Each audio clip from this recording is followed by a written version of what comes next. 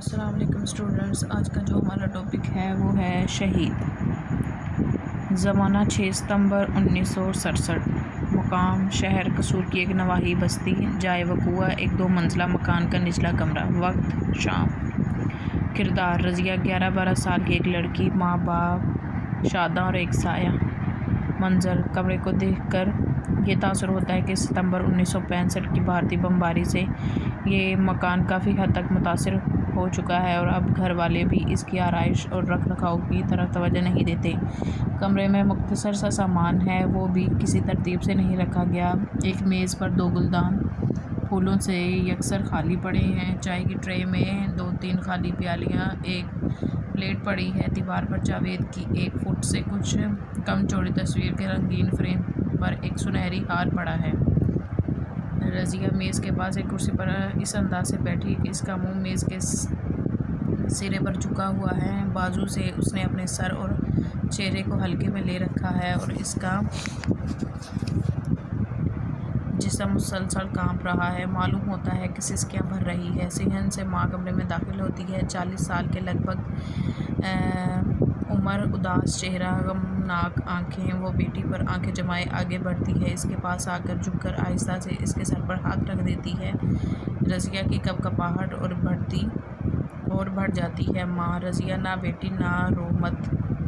رضیہ: امی امی۔ ماں: اٹھ بیٹھو بیٹی، میری رانی، اٹھو۔ اس کے دائیں بازو پر ہاتھ رکھ دیتی ہے۔ اٹھ بیٹھو رضیہ۔ رضیہ اٹھنے لگتی ہے۔ بدستور سسکیاں بھر رہی ہیں، آنکھیں سوج رہی ہیں۔ اٹھ کر نظریں جھکائے کھڑی ہو جاتی ہے۔ ماں شفقت سے اس کے سر پر ہاتھ پھیرتی ہے۔ رضیہ لمحہ بھر کے لیے ماں کو دیکھتی ہے، پھر اپنا چہرہ وہ دونوں ہاتھوں سے ڈھانپ کر روتی ہوئی ماں سے لپٹ جاتی ہے۔ ماں: بیٹی بس اب چپ ہو جا۔ رضیہ باہر جانے لگتی ہے۔ ماں غمگین نگاہوں سے اسے دیکھتی ہے۔ اتنے میں باپ صحن کے دروازے سے اندر آتا ہے، ادھیڑ عمر کا آدمی، آنکھوں پر اینک، ہاتھ میں چھڑی، کرتے پاجامے اور واسکٹ میں ملبوس، چہرہ افسردہ مگر افسردگی پر قابو پائے ہوئے۔ باپ: فاطمہ۔ ماں ٹرے میں وہیں رکھ دیتی ہے، شوہر کی طرف دیکھتی ہے۔ آپ کہاں چلے گئے تھے؟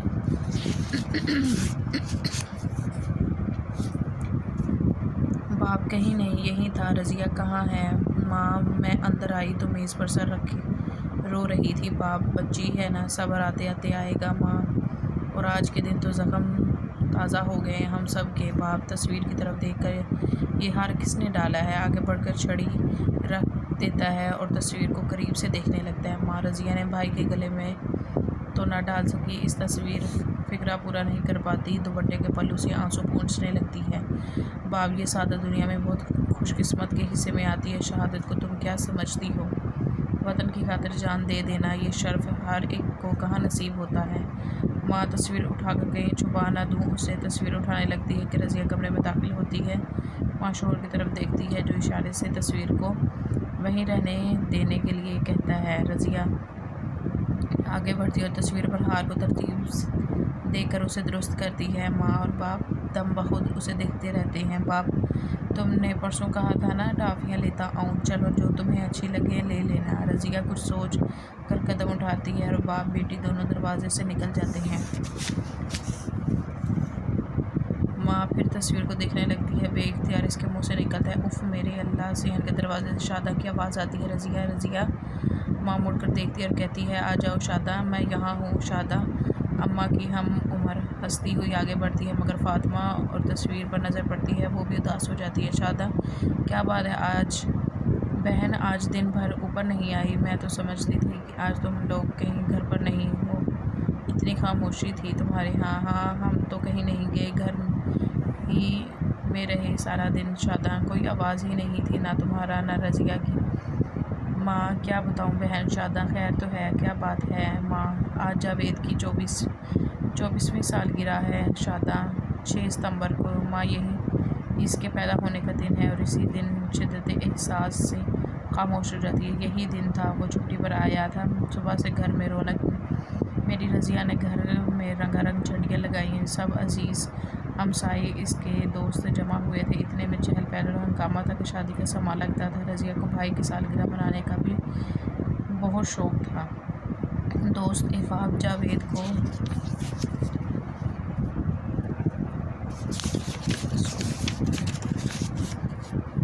تحفے دے رہے تھے۔ رضیہ نے خود پیسے جمع کر کے جو ہار خریدا تھا وہ الماری میں سے نکال کر خوشی خوشی بھائی کے طرف لیے چلی آ رہی تھی۔ ماں رک گئی، دروازے پر دستک ہوئی، جاوید کو ڈیوٹی پر حاضر ہونے کا حکم ملا۔ وہ حکم ملتے ہی جانے لگا۔ ہم نے روکا تو کہنے لگا، ماں وطن نے مجھے پکارا ہے، اب میں کسی اور کام کے لیے نہیں رک سکتا۔ شاداں اسی وقت چلا گیا۔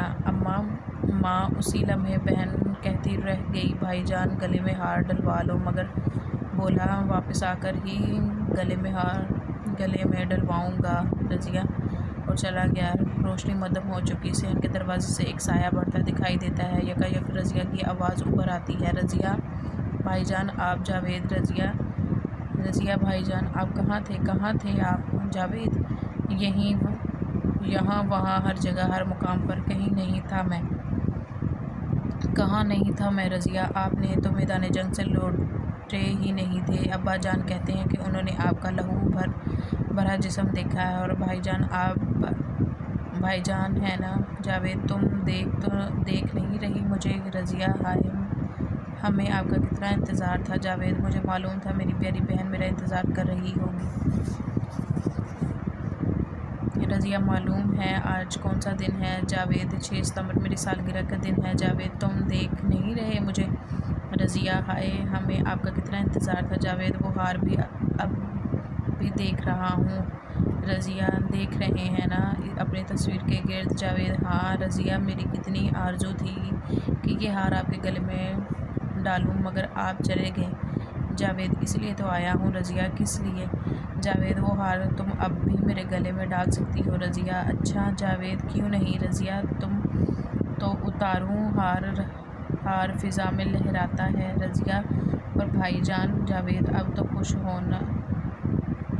رضیہ، پسند آیا آپ کو ہار؟ جاوید، میری بہن کا ہار مجھے پسند کیوں نہ ہوگا؟ وہ ہار تو شفق اور گل سے قضا کو گوندھ کر، شفق کہتے ہیں سورج نکلنے یا ڈوبتے وقت آسمان پر نظر آنے والی سرخی کو شفق کہتے ہیں،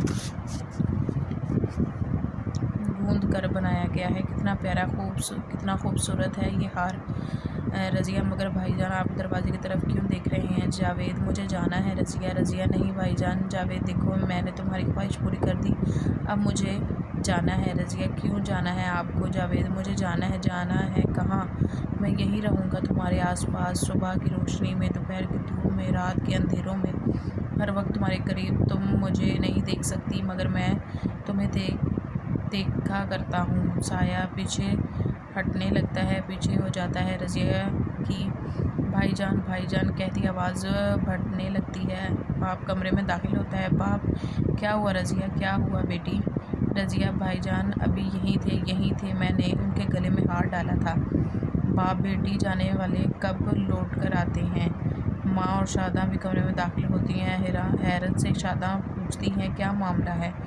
باپ کہتی ہے، ابھی بھائی جان آئے تھے، میں نے ان کے گلے میں ہار ڈالا ہے۔ شاداں، وہ